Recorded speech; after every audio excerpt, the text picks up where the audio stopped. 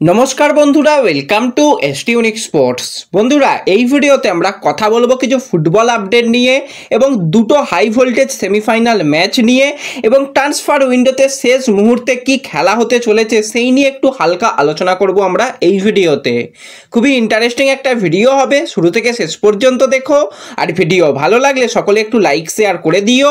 আর যারা চ্যানেলে প্রথমবারের জন্য এসেছো, মনে করে চ্যানেলটাকে সাবস্ক্রাইব করে তার পাশের বেল আইকনটাকে অন করে রেখো, তাহলে তোমাদের প্রিয় দলের খেলার সমস্ত আপডেট তোমরা এখানে পেয়ে যাবে।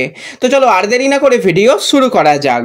তো প্রথমেই যদি আমরা ফার্স্ট সেমিফাইনাল ম্যাচ নিয়ে কথা বলি, তো সাফ আন্ডার-20 চ্যাম্পিয়নশিপের যে ম্যাচ হচ্ছে সেখানে আজকে ভারত বাংলাদেশ মুখোমুখি হতে চলেছে। ভারত কিন্তু বেশ ভালো ফুটবল খেলছে, কিন্তু গোল যেরকম ভারতের কাছ থেকে আমরা আশা করি অনেক অনেক বেশি গোল করবে সাফের ম্যাচে, কিন্তু সেই পরিমাণ হয়তো তাদের কাছ থেকে গোল দেখতে পাচ্ছি না। কিন্তু খেলা মোটামুটি ভালো রয়েছে। আজকেও কিন্তু অবশ্যই আমাদের সেমিফাইনাল ম্যাচ জিতে ফাইনালে যেতে হবে, তার জন্য কিন্তু আমাদের অবশ্যই ব্লু টাইগার্সদের সাপোর্ট করতে হবে। ম্যাচ কিন্তু 2:45 থেকে হবে, যেরকম স্পোর্টস ওয়ার্ক চ্যানেল থেকে হয় সেখান থেকেই তোমরা লাইভ দেখতে পাবে। এছাড়া এই ভিডিওর ডেসক্রিপশন বক্সে কিন্তু ম্যাচের লিঙ্ক শেয়ার করে দেবো কমেন্ট বক্সে, সেখান থেকেও তোমরা দেখতে পারো। তো খুবই ভালো একটা ম্যাচ হবে এবং অবশ্যই সকলে ম্যাচটা দেখো এবং ভালো ম্যাচ লাগবে। আর ফেসবুক পেজেও শেয়ার করে দেবো, কোনো রকম অসুবিধা নেই। সকলে কিন্তু আমাদের এই বাচ্চা বাচ্চা ইয়াং ট্যালেন্টেড প্লেয়ারদের একটু সাপোর্ট করো, আর আশা করি আমরা কিন্তু এই ম্যাচটা জিততে পারবো। এরপরে যে নেক্সট আপডেটটা শেয়ার করব সেটা হচ্ছে ডুরান্ড কাপের আজকে ফার্স্ট সেমিফাইনাল ম্যাচ। এটাও কিন্তু একটা নর্থ ইস্টের ডার্বি ম্যাচ বলাই যেতে পারে। শিলং একদিকে আর অপরদিকে রয়েছে নর্থ ইস্ট ইউনাইটেড এফসি। তো দুটো দলই ভালো ফুটবল খেলেছে। ইস্টবেঙ্গলকে হারিয়ে কিন্তু শিলং বেশ ভালো একটা অবস্থায় রয়েছে, আর নর্থ ইস্ট কিন্তু অন্যতম ফেভারিট দল কিন্তু এবছরে রয়েছে। তো হাই ভোল্টেজ ম্যাচ বিকেল 5:30 থেকে কিন্তু আমরা এই ম্যাচটা লাইভ দেখতে পাবো। টিভিতে তোমরা কিন্তু যেটা সোনি স্পোর্টস 10-2, 10-3 চ্যানেলেও দেখতে পাবে আর সোনি লিভেও দেখতে পাবে। এছাড়া ম্যাচ দেখা যদি কোনো ব্যবস্থা থাকে সেটাও করে দেবো। সকলে কিন্তু এই নর্থ ইস্টের ডার্বি ম্যাচটা দেখো। এরপরে যে প্লেয়ারটাকে নিয়ে কথা বলবো সেই প্লেয়ারকে নিয়ে কিন্তু রীতিমতন ট্রান্সফার মার্কেটে ভালো রকমই শেষ মুহূর্তের একটা আমরা ডার্বি ম্যাচ দেখতে পাবো। কারণ দুই প্রধানেরই টার্গেট একজন প্লেয়ারের দিকে, সেটা হচ্ছে হায়দ্রাবাদের 24 বছর বয়সী ভারতীয় ডিফেন্ডার অ্যালেক্স সাজি। লাস্ট সিজনটা কিন্তু অ্যালেক্স সাজি দুর্দান্ত ফুটবল খেলেছিল। দুই প্রধানই কিন্তু এই মুহূর্তে টার্গেট করেছে। অনেক দিন ধরেই ইস্টবেঙ্গল অ্যালেক্স সাজি এবং তার ভাই অ্যালান সাজিকে টার্গেট করেছিল, কিন্তু অ্যালান সাজি শেষ পর্যন্ত এফসি গোয়াতে আন্ডারে খেলতে গেছে।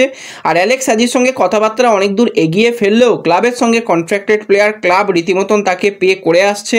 কোনো রকম তার যে স্যালারির ব্যাপারে অসুবিধা সেটা কিন্তু নেই, গেম টাইম সেটা নিয়েও কোনো অসুবিধা নেই। সেই কারণে কিন্তু অন্যান্য প্লেয়াররা যেরকম পিএসসিতে গিয়ে ছাড়পত্র পেয়ে গিয়ে তারা ফ্রিতে মুভ করেছিল, সেই জিনিসটা কিন্তু অ্যালেক্স সাজি করতে পারছে না। এবার অ্যালেক্স সাজির জন্য হায়দ্রাবাদ প্রথমত একটা ভালো রকম ট্রান্সফার ফি চেয়েছিল, আনুমানিক মোটামুটি 1 কোটি টাকার কাছাকাছি একটা ট্রান্সফার ফি চেয়েছিল। ইস্টবেঙ্গল তার 50% বা 60% বা 70% পর্যন্ত গিয়ে থামছিল, যে তারা অপেক্ষা করছিল যদি কোনোভাবে ক্লাবটা আইএসএলে না খেলতে পারে তাহলে কিন্তু তাকে ফ্রিতেই পাওয়া যাবে, সেক্ষেত্রে প্রত্যেকটা প্লেয়ারই ফ্রি হয়ে যাবে।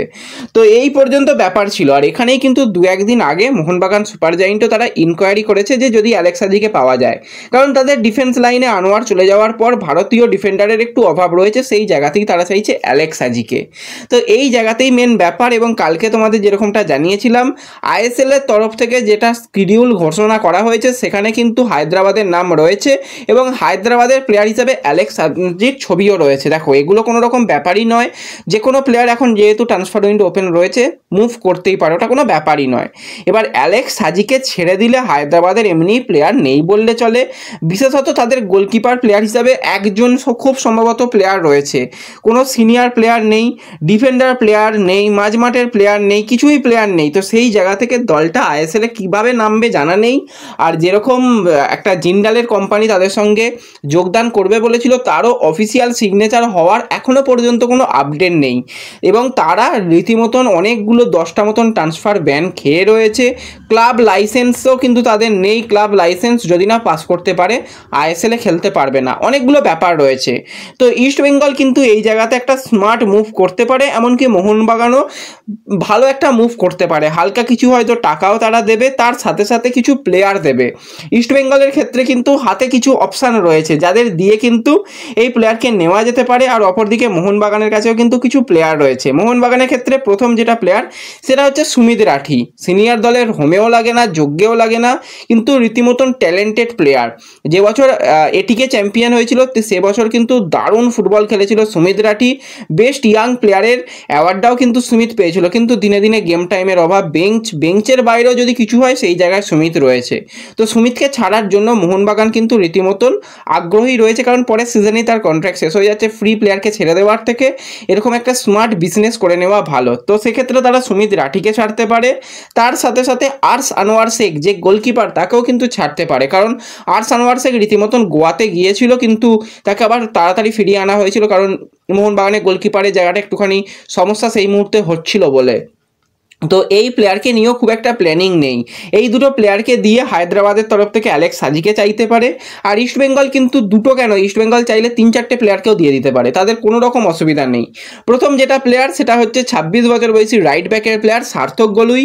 সিএফএল এর কয়েকটা ম্যাচে তাকে দেখা গেলেও কিন্তু আর তাকে সার্থক গলুইকে বেঞ্চে বা তাকে কোনো রকম ওই টিম লিস্টের মধ্যেও দেখা যাচ্ছে না। তার সাথেও 1 বছরের কন্ট্রাক্ট রয়েছে, তাকে কিন্তু পার্মানেন্ট ডিলে ছাড়তে পারে কিংবা লোন ডিলেও ছাড়তে পারে। আরও একজন প্লেয়ার হচ্ছে 31 বছর বয়সী ভারতীয় রাইট ব্যাক, এছাড়া মিডফিল্ডারেও খেলতে পারে, সেটা হচ্ছে Edwin Vanspaul. ISL experience player, Chennai এফসির জার্সি গায়ে কিন্তু অনেক দিন ভালো ফুটবল খেলেছিল, কিন্তু ইস্টবেঙ্গলে এসে তার মূলত সমস্যা গেম টাইম, একদমই গেম টাইম পাচ্ছে না এবং রীতিমতন সে রিজার্ভ টিমে চলে গেছে। তো এডউইনকেও দিয়ে দিতে পারে। গোলকিপার পজিশনের জন্য ইস্টবেঙ্গলের হাতে অনেক গোলকিপার রয়েছে, একজন গোলকিপারও দিয়ে দিতে পারে। তো অনেকগুলো ব্যাপার কিন্তু ঘটবে। শেষের মুহূর্তে কিন্তু একদম বাজিমাত করতে প্রস্তুত দুটো দল।